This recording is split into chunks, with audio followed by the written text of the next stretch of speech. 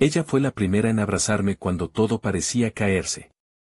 Ella fue la primera en susurrarme, no te preocupes, punto. Y esa noche, cuando entré a su casa para encontrar una mentira que lo cambiaría todo. Yo, Ana, de 34 años, nunca imaginé que la traición vendría en forma de confidencias perfectas. Trabajábamos juntas desde hacía años. Isabel y yo nos conocimos en la universidad y, aunque nuestras carreras habían tomado rumbos distintos por un tiempo, la vida nos volvió a juntar en la misma agencia. Ella siempre fue la voz práctica, lentes finos, risa contenida, consejos envueltos en sarcasmo. Yo era la que soñaba en voz alta, la que hacía listas y criaba proyectos desde la nada. Nos llamábamos las dos cabezas en los equipos, compartíamos cafés, control remoto y closet ocasionalmente. Habíamos pasado cumpleaños, rupturas y logros. Me pidió ser madrina de su sobrino. Yo le prometí que le cuidaría a su gata cuando viajara. Esa intimidad fue la palanca que terminó por romperme. El descubrimiento empezó con un correo que me llegó por error una tarde de lluvia. Era un borrador, con frases recortadas y un PDF recortado adjunto. No era nada espectacular a primera vista, unas capturas de pantalla de conversaciones, una nota con nombres que yo conocía y otra columna que parecía un listado de clientes. Lo abrí por curiosidad y, entre líneas, vi algo que me dejó sin aire, una conversación en la que alguien, la voz era claramente la de Isabel por la manera de escribir, planeaba colocar a un tercero para que me reemplazara en un proyecto. No había solo ambición, había desprecio, diminutivos, bromas frías sobre mi vida personal. Ana cree que todo le pertenece, decía una de las capturas. Vamos a demostrarle lo contrario. Al principio pensé que era una broma cruel, un malutillaje entre colegas. No quise creer lo que mis ojos leían. La mente hace trampas para protegerse, pensé en una conversación sacada de contexto, en una broma de oficina mal hecha. Llevé el archivo a Rodrigo, mi hermano, que siempre ha sido el más práctico, revisa esto, dime que estoy exagerando. Él lo vio en silencio y luego me miró como si me hubieran quitado la venda de golpe. Esto no es un error, Ana. Esto está planificado. No quise acercarme a ella de inmediato. Era ridículo, sí, pero la herida necesitaba pruebas más concretas. A la semana siguiente noté pequeñas grietas, un cliente que me había dado confianza dejó de responder a mis correos, pero contestó a los de Isabel, una reunión que yo había cerrado apareció en la agenda de otra persona. Pequeñas humillaciones que, sumadas, comenzaron a construir un cuadro claro. Empecé a guardar todo, capturas, correos, notas. Cuando confronté a Isabel por primera vez, fui directa y equivocada en el tono. Isabel, ¿por qué hay correos tuyos hablando de colocar a alguien en mi proyecto? Ella me miró como si yo hubiera dicho algo absurdo. ¿De qué hablas? Un PDF recortado. Ana, estás paranoica, ¿estás segura de no estar mezclando cosas? No en Dance. Lo leí. Tu manera de escribir, tus bromas, es tu letra ahí. Isabel respiró hondo, dejó la taza de té a un lado y cambió el gesto a uno de ternura calculada. Ana, somos amigas, ¿de verdad crees que me valdría la pena traicionarte por un cliente? Eres tú quien se fija en pequeñeces. Quizá estás cansada, quizá inventas cosas por estrés. Ese fue el primer acto de gaslighting en una serie interminable. No fue agresión abierta, fue una lluvia fina que constantemente me hacía dudar del rumbo. Me dijo que estaba imaginando ataques de la oficina, que exageraba su importancia y que debería respirar. Me ofreció soluciones, frases que sonaban a mano amiga, hagamos una auditoría de correos, y luego ponía condiciones para revisarlos, hablemos con recursos, y cuando propuse citar a alguien, cerraba la puerta con la excusa de no hacer drama. Cada vez que yo cristalizaba una prueba, ella la definía como malinterpretación. Las grietas se ampliaron cuando mi vida personal empezó a tambalear.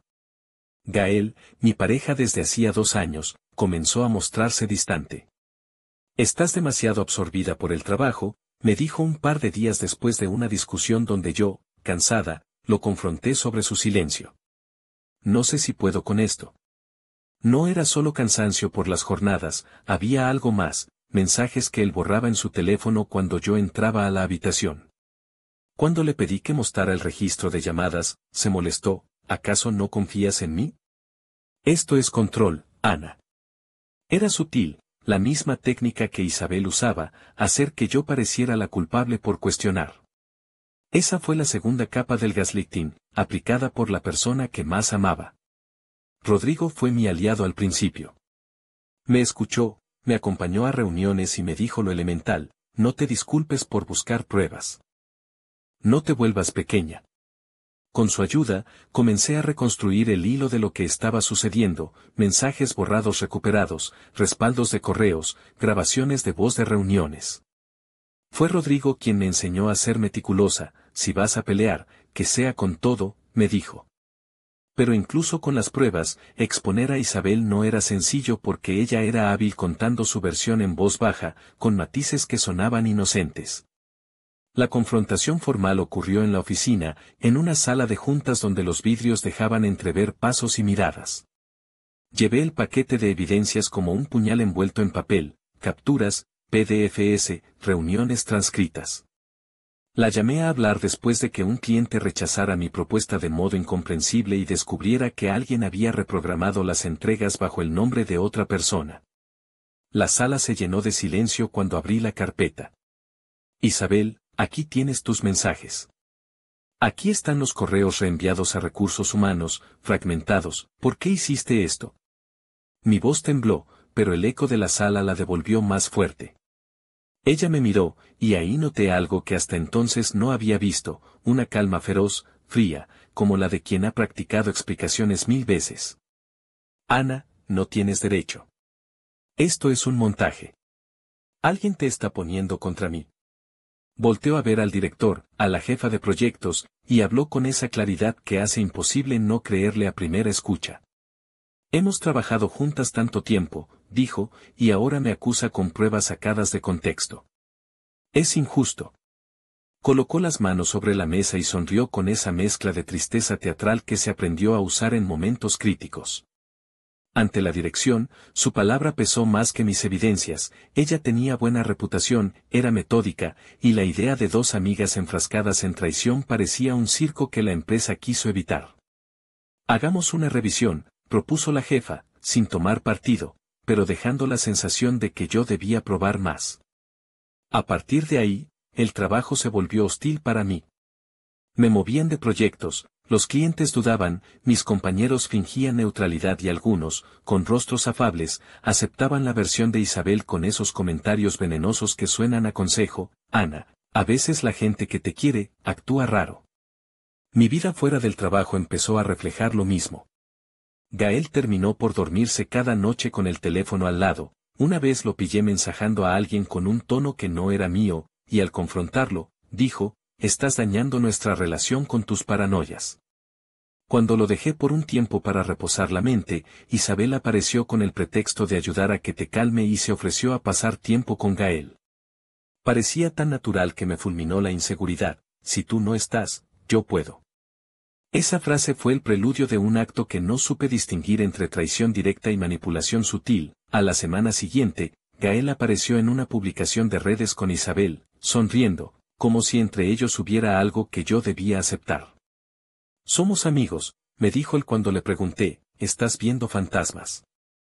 Aislada y con la sensación de que mi vida se deshilachaba, busqué otras voces. Renata, una amiga común, fue la primera en tomar partido de mi lado sin dudar. He visto cómo Isabel puede ser venenosa, me dijo en una llamada urgente. No es casualidad lo que está pasando. Renata me ayudó a buscar testigos, a compilar un patrón: quien había recibido mensajes de Isabel, qué reuniones se habían desviado, qué contratos habían cambiado de nombre. Empezamos a armar un mapa pequeño, un rompecabezas con bordes oscuros. Fue Renata quien me dijo que fuera con algo más contundente: si la empresa no te cree, hazlo público. Ponlo en un lugar donde no pueda fingir inocencia. Pensé en redes, en dejar a la vista el rastro que ella había dejado, pero temía que la exposición me hiciera ver como la que arma escándalos. La decisión de actuar vino después de otra jugada calculada de Isabel, una filtración a la prensa local sobre una supuesta mala praxis en un evento que yo había coordinado. El artículo, sin pruebas directas, sembró dudas y puso en jaque a mi departamento. La línea final del texto insinuaba que las causas estaban en reacciones personales y mencionaba indirectamente tensiones internas. Isabel no fue nombrada, claro, pero su voz era quien había dado la entrevista. Fue entonces que comprendí que la batalla no era solo de pruebas, sino de narrativa. Mi plan de venganza no fue fulminante ni impulsivo, fue lento, metódico y cargado de esa lentitud que causa desasosiego. Primero, consolidé todo, guardé copias en la nube, hice transcripciones de conversaciones y recuperé archivos borrados que demostraban la manipulación. Luego, comencé a trazar la historia desde fuera, hablé con clientes que habían notado irregularidades y les pedí testimonios por escrito. Les conté que no buscaba venganza personal sino claridad, algunos aceptaron colaborar porque, al fin y al cabo, habían sufrido consecuencias en sus propios proyectos. Mientras consolidaba la evidencia, Isabel intensificó su campaña. Empezó a enviar mensajes privados a amigos comunes, a insinuar que yo era la demente del grupo y que se veía raro que yo buscara fama con cuentos de oficina. La presión externa llegó con fuerza, llamadas de mi madre con preguntas que dolían, compañeros que evitaban mirarme, la agencia sugiriendo una licencia para que las cosas se enfriaran. Sentí como el mundo se ordenaba para hacerme pequeña. Y fue en ese punto donde decidí que la venganza debía ser más que un escarnio, tenía que ser una exposición con consecuencias reales. Tuve que jugar con la misma arma que Isabel conocía bien, la confianza. Con la ayuda de Rodrigo y Renata, preparé una entrevista pública. No era una irrupción viral, era una presentación pensada para un espacio profesional que la gente respetara. Contacté a un periodista freelance que conocía el medio, le mostré documentos, correos y testimonios, y pedí que se publicara una pieza que contextualizara la situación sin sensacionalismos. No quiero que me tomen por mártir, le dije. Quiero que se muestre la mecánica. El periodista accedió con reservas, esto puede volverse feo, me dijo. Tienes que estar lista para las consecuencias. La publicación salió una tarde cualquiera. No dije nada en mis redes sociales, dejé que el artículo hiciera su trabajo. Tituló la pieza con una palabra neutra y demoledora a la vez, manipulación entre colegas, un patrón. Explicó con cuidado cómo funcionaba la estrategia, fragmentar mensajes, reencauzar proyectos, sembrar dudas y aprovechar la empatía colectiva. Incluyó transcripciones y una entrevista con un cliente que había perdido dinero por la reprogramación de fechas. No nombró a Isabel directamente, pero puso una fotografía del equipo y una cita clara: queremos transparencia. Esa cita fue la primera grieta. Lo que siguió fue una sucesión de reacciones en cadena. Algunos medios tomaron la historia y la amplificaron, otros llamaron al departamento de comunicación de la agencia. La empresa no pudo sostener la imagen de neutralidad. La dirección abrió una auditoría interna con un equipo externo y pidió que Isabel se apartara temporalmente hasta aclarar los hechos. Fue la primera victoria, por primera vez, la empresa dejó de proteger la narrativa cómoda y pidió hechos. Isabel no se quedó de brazos cruzados. Sus defensas fueron rápidas y furiosas. Llamó a gente, mandó notas a la prensa poniendo en duda mis interpretaciones, pidió disculpas públicas por cualquier malentendido y se presentó ante la auditoría con una actitud de víctima dolida. Pero ya no era la única voz. Los testimonios de clientes, los archivos y la coherencia de las fechas, relativas en la exposición, trazaron un patrón. La auditoría, con una seriedad que me sorprendió, recomendó medidas correctivas. La empresa, presionada por la opinión pública y por el riesgo reputacional, decidió separar a Isabel de proyectos clave y hacer una reestructuración en la que ella perdió influencia. La caída profesional de Isabel fue rápida para ser verdad, dejó de recibir invitaciones, perdió clientes que la habían protegido y, poco a poco, su red social de colegas disminuyó. Pero la peor parte no fue eso. A los pocos meses, surgió un hilo en que antiguos compañeros contaron otras anécdotas, como, en otras oficinas, Isabel había jugado con la carrera de gente, como sabía cómo aparecer en el momento justo para salvar una reunión y después tomar el crédito. No fue solo mi caso, fue el patrón que se encadenaba. La gente comenzó a verla de otra manera, la sonrisa práctica se transformó en frialdad calculada. El giro que recontextualizó todo me llegó por accidente y supuso un golpe más profundo que la pérdida de su puesto. Mientras revisaba un correo antiguo con Rodrigo, apareció una cadena previa de mensajes entre Isabel y una persona cuyo nombre no reconocí al principio. Eran mensajes crípticos sobre quitarse de encima una deuda, sobre hacerla ver mal para que su contrato se rompa y sobre un favor a cambio de apoyo. Investigué un poco y descubrí que Isabel había estado en problemas económicos por una razón personal que no había contado a nadie, una deuda que la había enredado con un antiguo socio que le exigía resultados. Ese miedo la había empujado a tácticas extremas, necesitaba apretar a alguien en el trabajo para conseguir recursos y, de paso, salvó su propio pellejo. No lo exculpaba, claro, la decisión era suya y la moral quedaba intacta. Pero recontextualizó su crueldad, no era solo envidia, era miedo mezclado con ambición. Había usado nuestra amistad como herramienta para resolver algo que le asustaba. Esa nueva información cambió mi estrategia. Ya no quería destruirla sin más, quería que las consecuencias fueran proporcionales a la verdad. Le conté a Renata y a Rodrigo que había encontrado las conversaciones y lo que implicaban. Si lo haces público solo para hundirla, te parecerá que ganaste, pero el daño puede ser irreversible y habrá una parte de responsabilidad que caerá en tus manos, me dijo Renata. Rodrigo fue más pragmático, ella nos metió en esto. Si quiere salir con su verdad, que la diga. Pero no la uses para lavar su conciencia ahora que se viene abajo. Enfrenté a Isabel por segunda vez, en un café donde nuestras voces no eran escuchadas por equipos ni jefes. Yo llevaba la calma de quien ya no necesita demostrar. Ella entró con la misma camisa neutra de siempre, pero sus manos estaban tensas. ¿Sabes lo que encontré?, le dije sin rodeos. No negó la conversación, solo bajó la mirada y dejó escapar un soplido. Sí, dijo al final. Tenía un lío. No pensé que te lastimaría así. No justifico lo que hiciste, respondí. Pero creo que hay algo de lo que no me has contado. ¿Quién te presionó?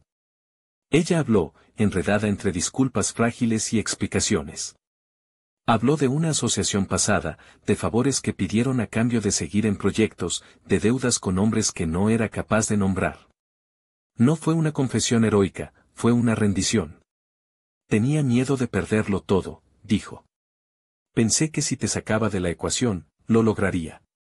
La venganza, si entendemos la palabra como la reciprocidad del daño, tuvo varias etapas, la pública, la profesional y la íntima. La pública fue la exposición en la prensa y en redes, la profesional fue la separación definitiva y la pérdida de clientes, y la íntima fue la conversación donde la vi romperse. Cada una tuvo consecuencias reales, Isabel perdió su trabajo, algunas amistades y la estabilidad que había construido. Gael, que había vuelto a mí en un intento tímido de reconciliación, tenía su propia causa, su identidad se había vuelto frágil al haber permitido que Isabel lo manipulara. Terminamos por hablar largo y claro. Fui cobarde, me dijo una tarde. Me dejé llevar por la voz que te decía que eras la loca. No hubo reconciliación inmediata, hubo un distanciamiento y un proceso largo de honestidad donde ambas partes asumimos culpas. Gael hizo terapia, yo también. Aprendimos que el silencio y la falta de acción frente a las señales ayudan a que la manipulación prospere. Isabel buscó ayuda también, empezó a asistir a sesiones y, en algún momento, me pidió una última charla. No te pido perdón para sentirme bien, dijo, te lo pido porque quiero que sepas que entendí el daño. Le respondí con la frialdad que había cultivado, entender no es reparar. No la celebré ni la destruí públicamente. De alguna manera, dejar que el proceso siguiera su curso fue la venganza más completa, exponer la verdad permitió que las instituciones hicieran su trabajo, que la gente comprendiera el patrón y que ella enfrentara las consecuencias. Yo no viví con la idea de verla arruinada, viví con la necesidad de que la verdad tuviera un lugar. Había costo en todo esto. Perder amigos, ver cómo la confianza se fragmentaba, sentir que mi nombre correteaba en cafés y mensajes de voz con murmuraciones, fue duro.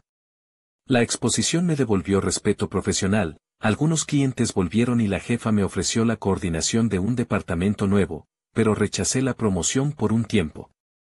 No quería que mi éxito se interpretara como vindicación, quería que fuera una reconstrucción lenta y honesta. Rodrigo me dijo algo que me quedó: no busques que te recompensen por haber sobrevivido. Busca que te reconozcan por lo que aprendiste. Así empecé a reconstruir con calma.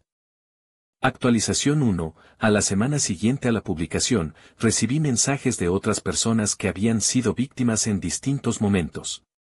No solo en la empresa. Personas con historias similares empezaron a hablar. No lo hice viral por orgullo, lo hice para que esas voces encontraran un espacio. Fue raro y a la vez sanador. Actualización 2. Tiempo después, Isabel intentó una reconciliación pública, una especie de mea culpa en redes. Pidió perdón con palabras medidas y ofreció apoyo para campañas contra el acoso laboral. Parte del público la miró con compasión, otra parte no. Yo no respondí. A veces tomé la decisión de guardar silencio como una forma de respeto por mis límites. No es que no creyera en el arrepentimiento, es que la reparación tenía que ser más efectiva que una publicación. La lección, si se puede llamar así sin caer en moralejas, fue que la envidia finamente administrada, esa que se disfraza de consejo, puede destruir la vida de alguien con una eficiencia que parece invisible hasta que es tarde. La manipulación tiene etapas: sonrisa, duda, aislamiento y luego el movimiento final. Lo que hizo la diferencia fue la evidencia, sí, pero también la insistencia de personas comunes que dijeron esto no está bien y saltaron la barrera de la comodidad. No busco redención fácil. No volví a ser la ingenua que presta ropa sin preguntar.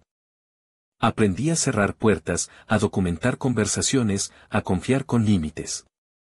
También aprendí que la amistad no es propiedad. Cuando alguien arma un plan para ocupar tu lugar, no es un problema de celos, es una decisión moral. Aprendí a decir no y a rodearme de personas como Renata y Rodrigo, que no se preguntaron a quién convenía creer sino que era justo. La justicia llegó en forma de auditoría y caída profesional, pero también en la restauración paulatina de mi paz. Isabel ahora trabaja en otra ciudad, en algo distinto. No nos vemos.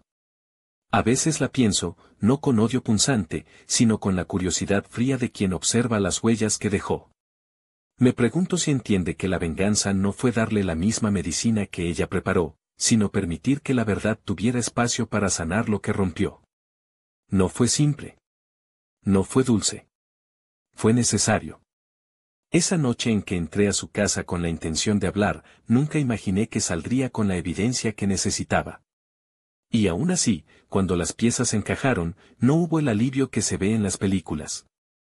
Hubo una fatiga nueva, una especie de claridad que exige decisiones duras. A veces me detengo y pienso en lo que perdimos todos: amistades, seguridad, inocencia. No todo se puede recuperar. Lo que sí se puede hacer es aprender a reconocer el patrón para que no vuelva a repetirse. Actualización final: he vuelto a trabajar en proyectos que me apasionan. He establecido límites claros en mi vida profesional y personal. Renata y Rodrigo siguen siendo mi familia elegida. Isabel encontró su camino, aunque diferente y más pequeño. Yo me quedé con mis certezas rotas y con una experiencia que me dejó cicatrices y herramientas. No busco que ninguno pague eternamente por lo que hizo, solo que entienda que hay consecuencias reales cuando decides poner la envidia por encima de la lealtad. Si alguna vez te abrazó la persona que juraste proteger, verifica su abrazo con la misma atención con la que revisas tus llaves antes de salir. Porque a veces la traición viene con el perfume de la complicidad y te deja no solo sin lo que perdiste, sino con la obligación de recomponer lo que nunca debería haberse roto.